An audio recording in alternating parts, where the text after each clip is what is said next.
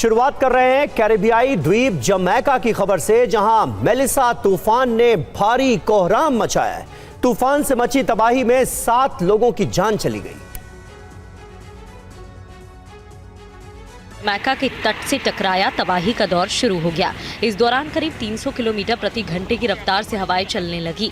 बड़े बड़े पेड़ भी इस तूफान को झेल नहीं पाए और समुद्र किनारे एक एक करके ढहने लगे। तस्वीरें सेंट एलिजाबेथ पैरिश इलाके की हैं। जमैका में 70 सेंटीमीटर से ज्यादा बारिश रिकॉर्ड की गई है। तूफान के दौरान हुई रिकॉर्ड बारिश से सड़कों पर सैलाब आ गया। जो लोग सड़क पर थे वो इस सैलाब के बीच फंस गए। मजबूत कंक्रीट के घर भी मेलिसा तूफान के सामने टिक नहीं पाए। कई घरों के तूफान में ढह जाने की खबर सामने आई। तूफान के चलते कई इलाकों की बिजली सप्लाई थम गई और संचार सेवा ठप पड़ गई। तूफान के चलते हुए हादसों में कई लोगों की जान चली गई। जमैका में बाढ़ और लैंडस्लाइड का अलर्ट जारी किया गया। तूफान के दौरान हवाओं की रफ्तार इतनी ज्यादा थी कि जमैका के 4 बड़े अस्पताल इसे झेल नहीं पाए। कहीं अस्पताल की छत ही उड़ गई तो कहीं सामान हवा में उड़ता दिखा। अब तूफान के थम जाने का मंजर भी देख लीजिए। इन हालातों को देखकर अंदाजा लगाया जा सकता है कि तूफान ने जमैका में कितनी तबाही मचाई है। आंध्र प्रदेश की बात करते हैं। चक्रवाती तूफान मोंथा ने कोहराम मचाया हुआ है। देखिए रिपोर्ट। चक्रवात मोंथा के चलते तटीय इलाकों में भारी नुकसान हुआ। समुद्र किनारे के घर ढह गए। इस दौरान हवाओं की रफ्तार 100 किलोमीटर प्रति घंटा रही। इसके चपेट में आकर बिजली के तार टूट गए और पेड़ उखड़ गए। सड़कों पर गिरे इन पेड़ों को हटाना प्रशासन के सामने चुनौती बन गई। आंध्र प्रदेश के प्रकाशम जिले में मूसलाधार बारिश होती रही, जिसके चलते भैरवकोना झरने में उफान आ गया। थोड़ी ही देर में उफनते झरने का पानी सड़कों पर आ गया और यहाँ बाढ़ जैसे हालात बन गए।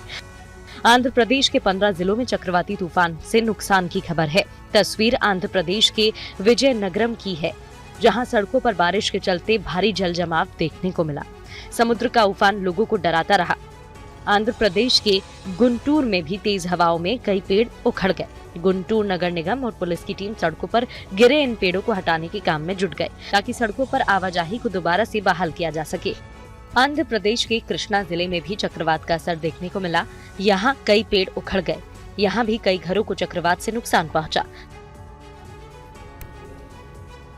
और पुणे में सड़क हादसे का एक लाइव वीडियो सामने आया है, जो सोशल मीडिया पर वायरल हो रहा है।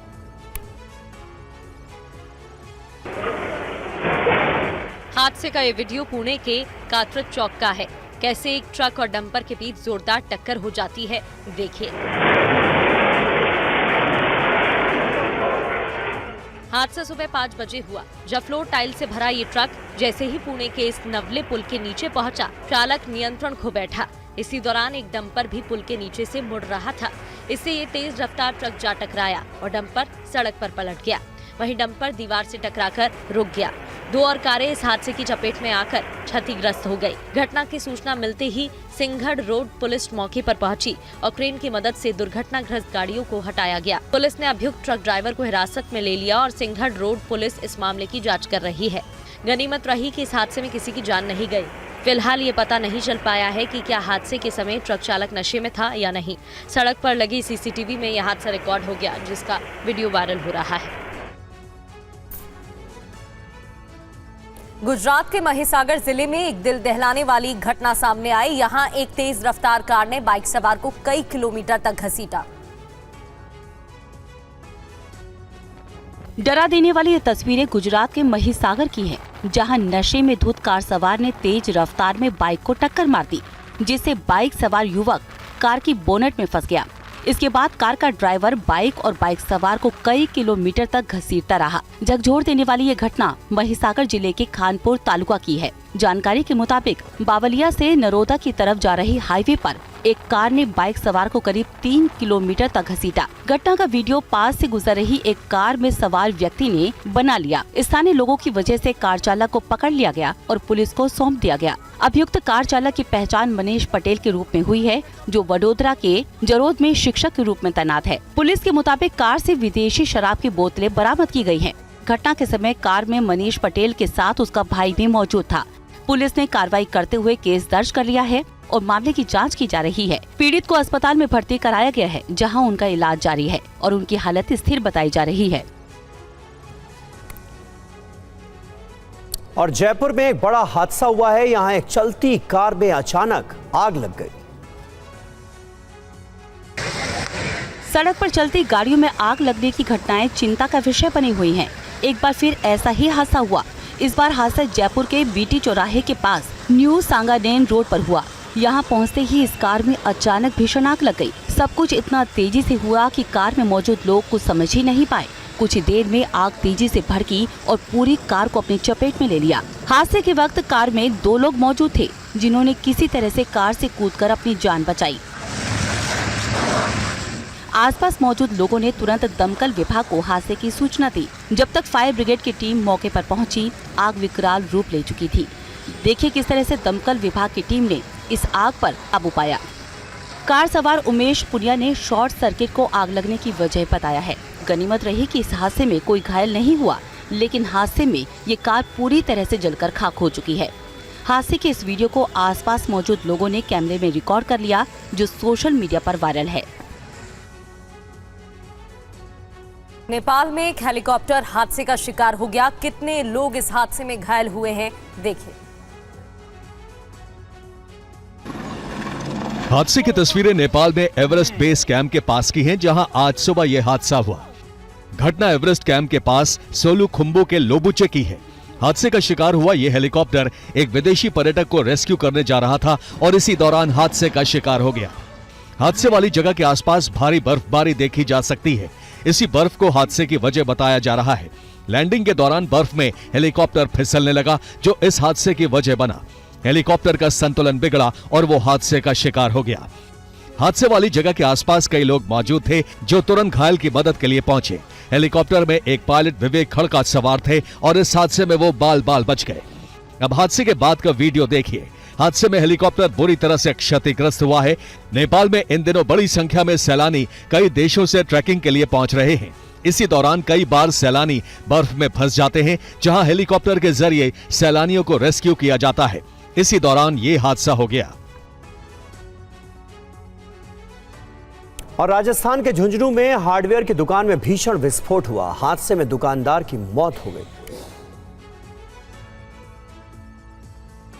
धमाके की ये तस्वीरें राजस्थान के झुंझुनू से सामने आई हैं। यहाँ निजामपुर मोड़ के पास हार्डवेयर और पेंट की दुकान में भीषण विस्फोट हुआ। इसके चलते एक शख्स की मौत हो गई। धमाके के बाद इलाके में हड़कंप मच गया। विस्फोट इतना जबरदस्त था, इसकी वजह से दुकान में लगा भारी लोहे का शटर करीब 60 फीट दूर जाकर गिरा, जबकि घटना के समय मौजूद दुकानदार भी धमाके की चपेट में आकर करीब 20 फीट दूर सड़क पर जाकर गिरा। इससे उनकी मौके पर ही मौत हो गई। देखते ही देखते आग ने आसपास की दुकानों को अपनी चपेट में ले लिया।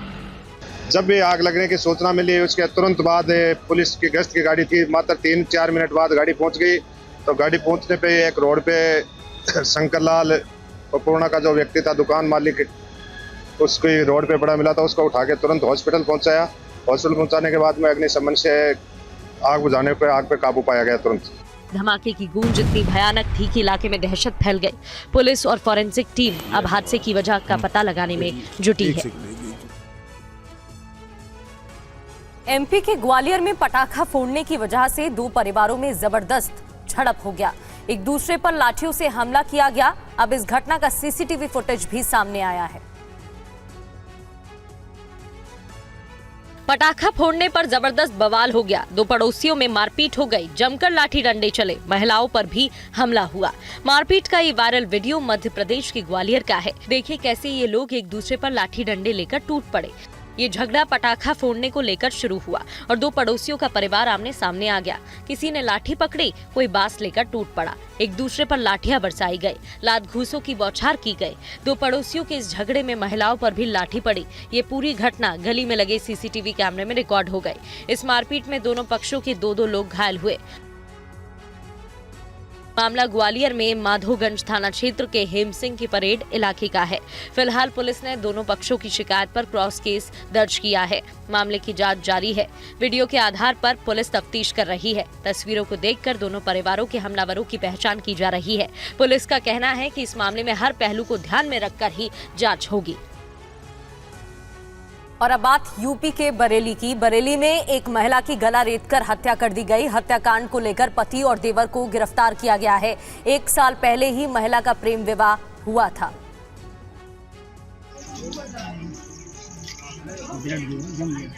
मामला बरेली के हाफिजगंज इलाके का है, जहां बेड के नीचे से महिला का खून से लथपथ शव मिला। घर से खून से सना हंसिया भी मिला है। दावा है कि हत्या इसी से की गई है। हत्या के बाद घर के बाहर ताला लगाकर लूट की कहानी बनाई गई। पीड़िता के परिवार ने पति, देवर और सास ससुर पर हत्याकांड का आरोप लगाया। शव को देखने से उसके गले पे कटे के निशान थे। शव को कब्जे में लेकर पंचायतनामा पोस्टमार्टम की कार्रवाई प्रारंभ की गई। फील्ड यूनिट के द्वारा साक्ष्य संकलन किया गया। मृतका के भाई की लिखित तहरीर पर दहेज हत्या का सुसंगत धाराओं में अभियोग दर्ज किया जा रहा है, जिसमें उन्होंने सास, ससुर, पति तथा 2 अन्य को नामित किया है। पुलिस मामले की जांच में जुटी है। पुलिस अभियुक्तों से पूछताछ कर रही है, जिससे जल्दी हत्याकांड की सच्चाई सामने आ सकती है।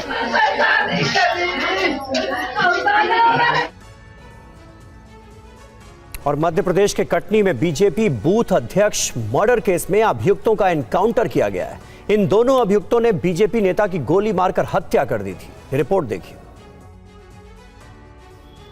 तस्वीरें कटनी में हुए मुठभेड़ की हैं। बीजेपी नेता नीलेश रजक के हत्यारों का शॉर्ट एनकाउंटर किया गया। पुलिस पर हुई फायरिंग के जवाब में ये कार्रवाई की गई। अभियुक्तों के हाथ और पैर में गोली लगी। मुठभेड़ के दौरान दोनों अभियुक्त गंभीर रूप से घायल हुए। पुलिस ने कहा कि हत्याकांड के अभियुक्त अकरम खान और प्रिंस जोसेफ के कजरवारा में होने की सूचना मिली है। इसके बाद रात करीब 2 बजे पुलिस ने घेराबंदी की। अभियुक्तों ने पुलिस पर फायरिंग शुरू कर दी। जवाब में पुलिस की ओर से 4 राउंड फायर किए गए। दोनों आरोपियों को पुलिस ने कजरवारा के पास गिरफ्तार किया गया है, जिसमें जवाबी फायरिंग में पुलिस के द्वारा भी फायरिंग की गई है, जिसमें 4 राउंड फायर किए गए हैं और दोनों आरोपी गंभीर रूप से घायल हैं, जो कि जबलपुर में रेफर किया गया है और जबलपुर में भर्ती है। इन दोनों हमलावरों ने सड़क से गुजरते हुए कल बीजेपी नेता नीलेश रजक को गोली मारी थी और फिर फरार हो गए। गोली नीलेश के सीने में लगी थी। गोली लगते ही नीलेश लहूलुहान होकर सड़क पर गिर पड़े।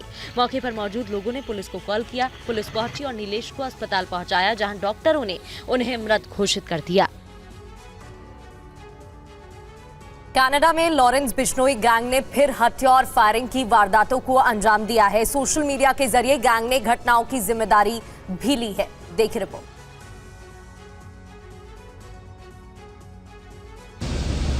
कनाडा में 2 स्थानों पर फिर फायरिंग से दहशत फैलाई गई। दोनों ही घटनाओं की जिम्मेदारी लॉरेंस बिश्नोई गैंग ने ली। बिश्नोई गैंग के गोल्डी ढिल्लन ने सोशल मीडिया पर पोस्ट कर दावा किया। इसके मुताबिक दर्शन नशे का बड़ा कारोबार करता था। हमने उससे पैसा मांगा तो हमें पैसा नहीं दिया और हमारा नंबर ब्लॉक कर दिया। और गायक चन्नी नटन के घर पर फायरिंग का कारण सरदार खैरा है। जो भी सिंगर आगे चलकर सरदार खैरा के साथ कोई काम करेगा या संबंध रखेगा, वो अपने नुकसान के लिए खुद जिम्मेदार होगा, क्योंकि सरदार खैरा को हम आगे भी नुकसान पहुंचाएंगे। चन्नी नटन से हमारी कोई निजी दुश्मनी नहीं है। दर्शन सिंह साहसी मूल रूप से पंजाब के लुधियाना के राजगढ़ गांव के रहने वाले थे। वो 1991 से कनाडा में रह रहे थे। उनकी गिनती कनाडा के एक सफल उद्योगपतियों में थी। इसके साथ ही वो सामुदायिक और परोपकारी कार्यों में सक्रिय रहते थे। लॉरेंस बिश्नोई गैंग को ऐसी वारदातों को अंजाम देने की वजह से कनाडा सरकार ने आतंकी संगठन घोषित कर रखा है। गैंग की ओर से कनाडा में हिंसा, जबरन वसूली और धमकी का माहौल बनाने की वजह से कनाडा सरकार ने यह फैसला लिया था। और दिल्ली में आज फिर से आर्टिफिशियल रेन की कोशिश हो रही है। 2 उड़ानों के साथ फिर से आर्टिफिशियल रेन कराने की तैयारी है। इस मामले पर आम आदमी पार्टी सवाल उठा रही है। दिल्ली में बारिश की कोशिश की गई, लेकिन ये पूरी तरह से कामयाब नहीं हो पाई। सूत्रों ने बताया कि इसकी वजह बादलों की आर्द्रता कम होना है। दिल्ली में आज फिर आर्टिफिशियल रेन की कोशिश हो रही है। 2 उड़ानों के साथ फिर से आर्टिफिशियल रेन की तैयारी है। इससे पहले दिल्ली में क्लाउड सीडिंग का ज्यादा असर नहीं दिखा। नोएडा बॉर्डर के पास कुछ इलाकों में हल्की बूंदाबांदी जरूर हुई। ऐसे में लोगों के मन में सवाल है कि आखिर इन कुछ बूंदों के लिए दिल्ली में इतनी रकम क्यों खर्च की गई। इधर विपक्ष ने आर्टिफिशियल रेन पर तंज कसा है। सौरभ भारद्वाज ने कहा कि केंद्र सरकार की 3 एजेंसियों ने माना था कि दिल्ली में न क्लाउड सीडिंग की जरूरत है और न ही संभव है, तो करोड़ों रुपए खर्च करने की जरूरत क्या है। इन्होंने कृत्रिम वर्षा आर्टिफिशियल रेन के विषय में 3 अपने साइंटिफिक डिपार्टमेंट से साइंटिफिक ओपिनियन मांगी, एक्सपर्ट ओपिनियन, वैज्ञानिक राय, और तीनों विभागों का आप देख लीजिए जवाब जो है, एक्सपर्ट ओपिनियन जो है वो आया और फिर इन्होंने दिल्ली सरकार को भेज दिया और जो पार्लियामेंट में भी रखा गया।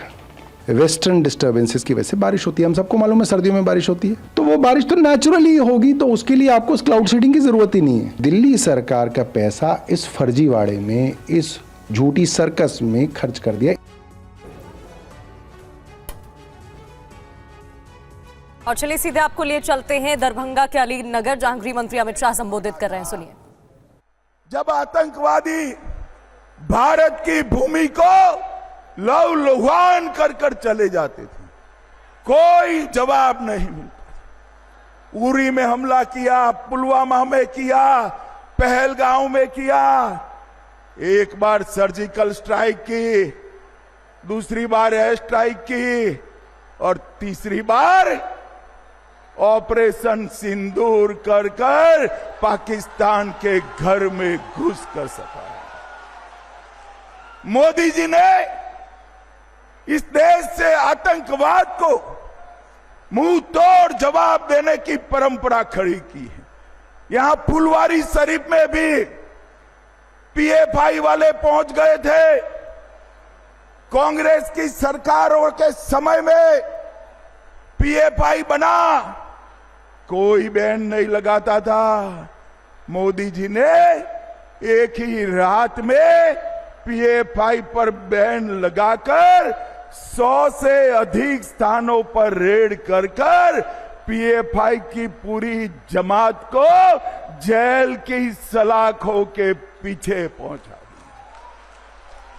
भाइयों बहनों, अगर आपने गलती की और ये लालू एंड कंपनी की सरकार लाए तो पीएफआई वालों को जेल में रखेंगे क्या वो?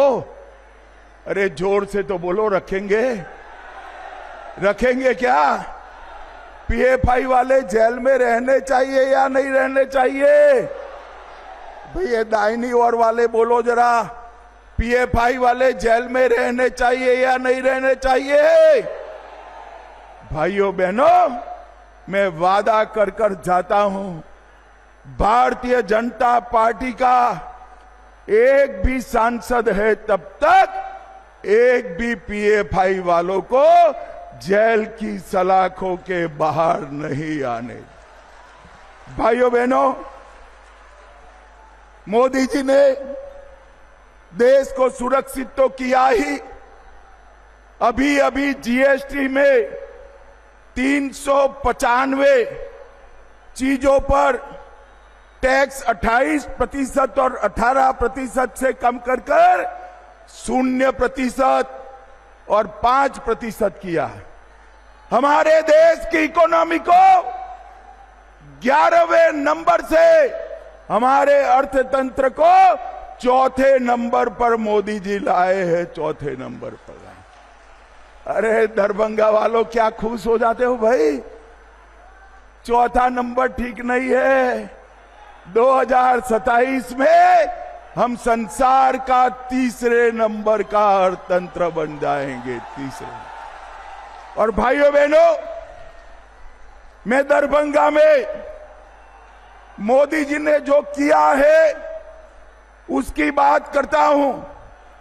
216 करोड़ से सोमन बाईपास बनाया, भारतमाला परियोजना में आमस दरभंगा एक्सप्रेसवे बनाया, पूर्णिया पटना एक्सप्रेसवे बनाया, लोहटा से टाटरा होते हुए कमला तटबंध बनाया, कमला नदी पर ब्रिज बनाया, कमला नदी पर नया पुल बनकर आजादी के बाद पहली बार कमला नदी रोड के पार जाएगी।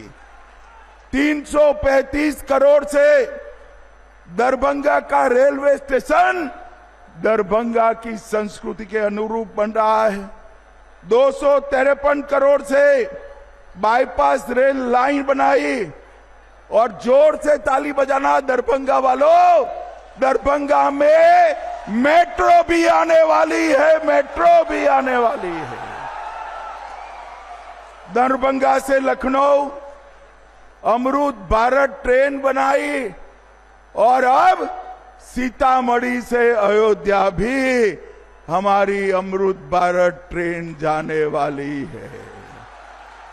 दरभंगा एयरपोर्ट हमने बनाया, 200 बेड की क्षमता वाला स्पेशलाइज कैंसर अस्पताल बनाया। और एक गोपाल जी गड्ढे में बैठ गए थे, एम्स नहीं बनना था, एक गड्ढे में बैठकर अनशन दिया और दरभंगा का एम्स बनने की शुरुआत भी हो गई। बिहार के दरभंगा के हयाघाट में राजनाथ सिंह रैली कर रहे हैं। आरजेडी ने बिहार को पूरी दुनिया में बदनाम करने का काम किया है। लालू परिवार भ्रष्टाचार के आरोपों से घिरा है। महागठबंधन के घोषणा पत्र में सभी वादे झूठे हैं। ये तमाम बातें कही गई हैं राजनाथ सिंह की तरफ से। राजद के लोगों ने किस तरीके से बिहार को केवल हिंदुस्तान में ही नहीं बल्कि सारी दुनिया में बदनाम किया है। क्या क्या आरोप लगते हैं। जो यहां का मुख्यमंत्री रह चुका हो उसको वर्षों तक जेल की हवा खानी पड़ती है। क्या हर बिहारवासी का इससे मस्तक नीचा नहीं होता।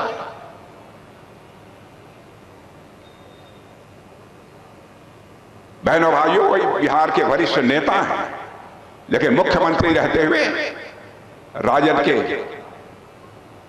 उन नेताओं ने जो कुछ भी किया, आज पूरे परिवार के ऊपर भ्रष्टाचार का आरोप लगा हुआ है। मैं समझता हूं कि यह बहुत बड़ी वेदना का विषय है। केवल आपके लिए ही नहीं, मनुष्य जीवन में सभी चीजों से समझौता कर सकता है मेरे बहनों भाइयों, लेकिन मान सम्मान स्वाभिमान से कभी समझौता नहीं कर सकता है। क्या आपको नहीं लगता है कि बिहार के बाहर आप जाते होंगे तो आपसे कोई कहता होगा कि वहां के जो मुख्यमंत्री रह चुके हैं 15 वर्षों तक, चारा घोटाले में उन्हें जेल की हवा खानी पड़ रही है, परिवार के सभी सदस्यों पर भ्रष्टाचार के आरोप लगे हैं। क्या आपका यह सब सुनकर मस्तक ऊंचा होता है कि मस्तक नीचा होता है। इसलिए मैं कहने आया हूं मेरे बहनों भाइयों कि आपने अभी अभी छठ का महापर्व मनाया है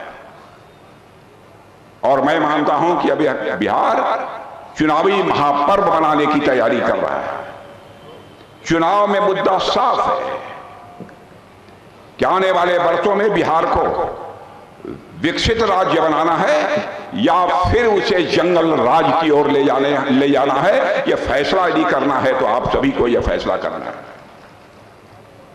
और आप जानते हैं हमारे प्रधानमंत्री जी ने घोषणा की है कि भारत को हमें विकसित भारत बनाना है 2047 तक। और भारत विकसित भारत तभी बनेगा जबकि हमारा बिहार यह विकसित बिहार बनेगा, तभी यह संभव है।